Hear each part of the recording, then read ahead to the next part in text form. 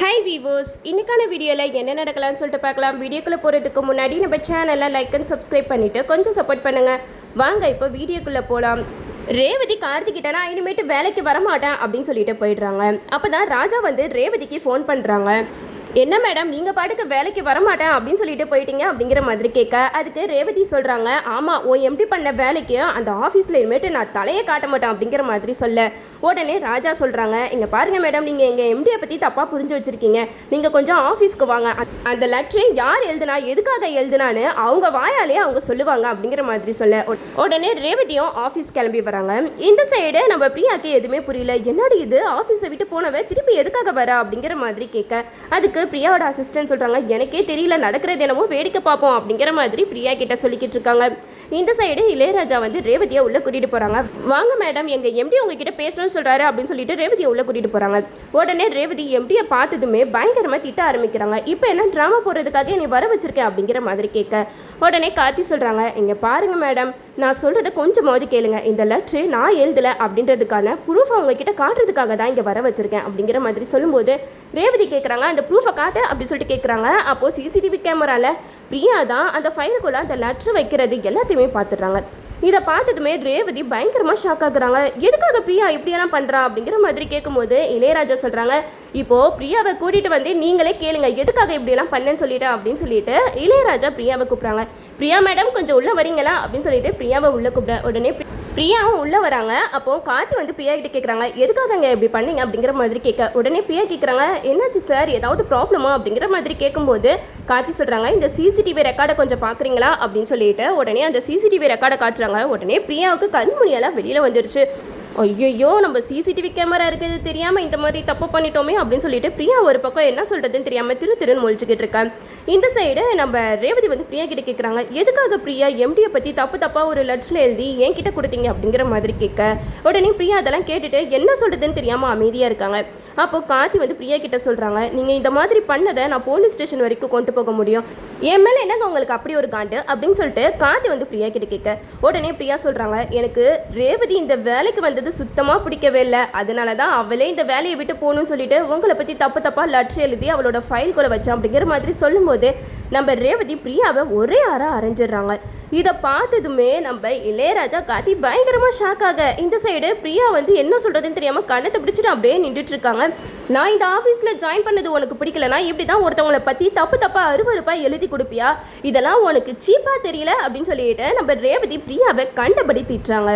இதெல்லாம் கேட்டுட்டு பிரியா வந்து சொல்கிறாங்க, சாரி சார், நான் தெரியாமல் இந்த மாதிரி பண்ணிட்டேன் அப்படிங்கிற மாதிரி சொல்ல, உடனே நம்ம கார்த்தி வந்து ரேவதி கிட்ட சொல்கிறாங்க, இப்போ தெரிஞ்சிடுச்சா ரேவதி உங்களுக்கு, நான்லாம் இந்த மாதிரி லட்சம் எழுதுகிற ஆளும் கிடையாது, எனக்கு அதுக்கான அவசியமும் கிடையாது அப்படிங்கிற மாதிரி நம்ம கார்த்தி சொல்ல, இதை கேட்டதுமே ரேவதி கார்த்தி கிட்ட சொல்கிறாங்க, என்னை மன்னிச்சிருங்க சார், திடீர்னு ஒரு பொண்ணோட கேபினில் இப்படி ஒரு லெட்டர் வந்துச்சுன்னா என் இடத்துல எந்த பொண்ணாக இருந்தாலும் இப்படி தான் கோவப்படுவா அப்படிங்கிற மாதிரி நம்ம ரேவதி சொல்கிறாங்க. உடனே கார்த்தி வந்து பிரியா கிட்ட சொல்கிறாங்க, இங்கே பாருங்கள் பிரியா, ரேவதி இங்கே தான் ஒர்க் பண்ணுவாங்க, ரேவதி கூட நீங்கள் நல்ல ஃப்ரெண்டாக பழகுங்க, ரேவதி ரொம்பவே நல்ல கேரக்டர் அப்படிங்கிற மாதிரி நம்ம கார்த்தி ரேவதி பற்றி சொல்லிக்கிட்டு இருக்கேன்.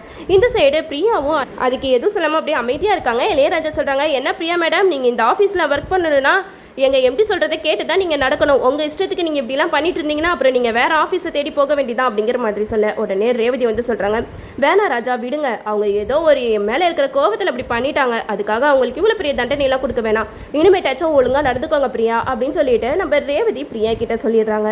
பிரியாவும் செம்ம கோவத்தோட அவங்களோட கேபினில் போய் உட்காடுறாங்க. அப்போ தான் அசிஸ்டன்ட் வந்து பிரியா கிட்ட கேட்குறாங்க, என்னடி ஆச்சு, ரொம்ப கோவத்தோட வெளியில் வந்திருக்கா அப்படிங்கிற மாதிரி கேட்க, உடனே அந்த பிரியா சொல்கிறாங்க, அந்த ரேவதி என்னையை அடிச்சிட்டா, அவளை நான் உண்டு இல்லைன்னு பண்ண போகிறேன் அப்படிங்கிற மாதிரி சொல்ல, உடனே பிரியாவோட அசிஸ்டன்ட் கேட்குறாங்க, என்னாச்சுடி, அப்போ நீ தான் லட்சம் எழுதுனேன்னு எல்லா விஷயமும் தெரிஞ்சிடுச்சா அப்படிங்கிற மாதிரி கேட்க, அதுக்கு பிரியா சொல்கிறாங்க, சிசிடிவி கேமரா வச்சு எல்லாத்தையுமே கண்டுபிடிச்சிட்டாங்க, இப்போ வேணா அந்த ரேவதி தப்பிச்சிருக்கலாம், இந்த ஆஃபீஸில் தானே அவள் ஒர்க் பண்ண போகிறா, இதுக்கப்புறம் இந்த பிரியா யாருன்னு அவளுக்கு தெரியும் அப்படின்னு சொல்லிட்டு பிரியா செம்ம கோவத்தோடு இருக்காங்க. இந்த சைடு நம்ம ரேவதி கார்த்திகிட்ட சொல்கிறாங்க, என்ன மன்னிச்சிருங்க சார், நான் உங்களை அப்படி திட்டியிருக்கக்கூடாது, ஆனால் எனக்கு வேறு வழி தெரியல, அந்த லெட்டரை பார்த்ததுமே நான் ரொம்ப டென்ஷன் ஆகிட்டேன், அப்படின்னு சொல்லிட்டு நம்ம ரேவதி கார்த்திகிட்ட சொல்கிறாங்க. இதை கேட்டதுமே கார்த்தி சொல்கிறாங்க, சரி மேடம், நீங்கள் டென்ஷன் ஆகாமல் ரிலாக்ஸாக போய் ஒர்க் பண்ணுங்கள். அதுக்கு முன்னாடி நான் உங்ககிட்ட ஒரு விஷயம் சொல்லிக்கிறேன். ஆஃபீஸில் ஏதாவது ஒரு தப்பு நடந்துச்சுன்னா அது யார் பண்ணியிருப்பா அப்படின்னு யோசிங்க. அதை விட்டுட்டு இவங்க தான் பண்ணியிருப்பாங்க சொல்லிட்டு அவங்கள கண்டபடி திட்டாதீங்க, சரியா அப்படிங்கிற மாதிரி நம்ம கார்த்தி சொல்ல உடனே ரேவதியும் கார்த்தியை பார்த்துட்டு சிரிச்சுட்டே போயிடுறாங்க.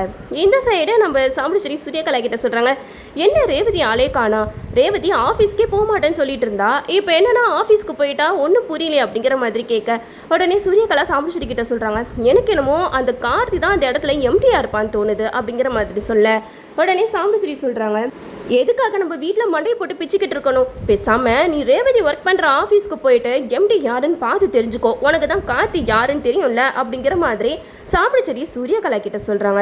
சூரியகலாவும் சரியத்தை நான் போயிட்டு ஆஃபீஸ் போய் பார்க்குறேன் அப்படின்னு சொல்லிட்டு அங்கே ரேவதி ஒர்க் பண்ணுற ஆஃபீஸ்க்கு வராங்க. அங்கே வந்தால் நம்ம கார்த்தி அந்த எம்டி சீட்டில் இல்லை வேற ஒருத்தவங்க தான் உட்காந்துட்ருக்காங்க. நம்ம சூரியகலாவும் ரேவதிக்கு தெரியாமல் எப்படியும் அந்த ஆஃபீஸ்க்கு வந்துடுறாங்க.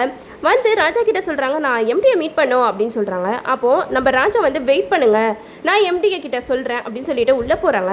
ராஜா பின்னாடியே போயிட்டு யார் தான் எம்டியாக இருக்கா அப்படின்னு சொல்லிட்டு நம்ம சூரியகலாவை எட்டி பார்க்குறாங்க. பார்த்தா அந்த இடத்துல கார்த்தியில் வேற யாரோ தான் உட்காந்துருக்காங்க. அப்போ தான் சூரியகலாவுக்கு நிம்மதியே வருது. அப்பாடா, நல்ல வேலையாக கார்த்தி இல்லை, நம்ம நினச்சோம் கார்த்தி தான் ஒரு வேலை இந்த ஆஃபீஸோட எம்டியாக இருப்பானோன்னு சொல்லிட்டு, நல்ல வேலை அப்படி எதுவும் நடக்கலை அப்படின்னு சொல்லிட்டு சூரியகலா வேற ஒருத்தவங்களை கார்த்தின்னு நினச்சிட்டு அங்கேருந்து போயிடுறாங்க.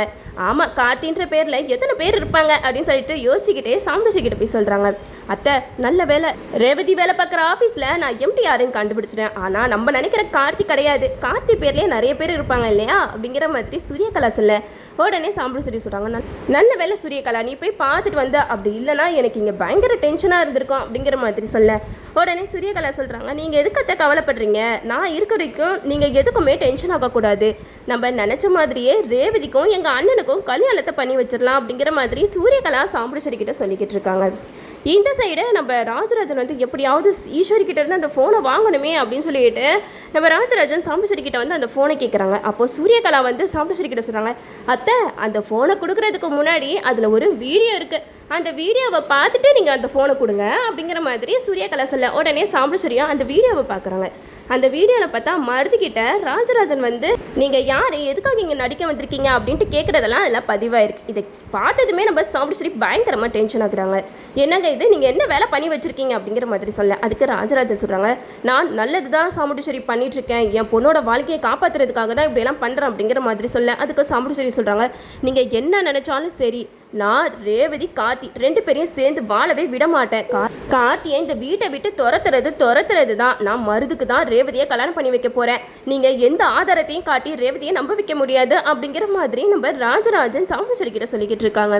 இதை கேட்டதுமே நம்ம ராஜராஜன் சொல்கிறாங்க, இதுக்கு மேலே நான் பொறுமையாக இருக்க மாட்டேன் ஈஸ்வரி, கண்டிப்பாக நான் ரேவதி கார்த்தி அவங்க ரெண்டு பேரையும் சேர்ந்து வாழ வச்சு தான் காட்டுவேன் அப்படிங்கிற மாதிரி ராஜராஜன் ஒரு பக்கம் சாமுண்டீஸ்வரி கிட்ட சொல்லிட்டு போகிறாங்க. சூரியகலா சாமுண்டீஸ்வரி கிட்ட கேட்குறாங்க, என்னத்த இவர் சொல்லிட்டு போகிறது பார்த்தா கண்டிப்பாக ரேவதி கார்த்தியை சேர்த்து வச்சிருவாரா அப்படிங்கிற மாதிரி கேட்க அதுக்கு சாமுண்டீஸ்வரி சொல்கிறாங்க, நீ வேற, அதெல்லாம் இவரால் எதுவும் பண்ண முடியாது, இந்த வீட்டில் என்ன மீறி யாராவது ஏதாவது செஞ்சாங்க அப்புறம் இந்த சாமுண்டீஸ்வரியை உயிரோடவே பார்க்க முடியாது அப்படிங்கிற மாதிரி சாமுண்டீஸ்வரி பயங்கரமாக பேசிக்கிட்டு இருக்காங்க.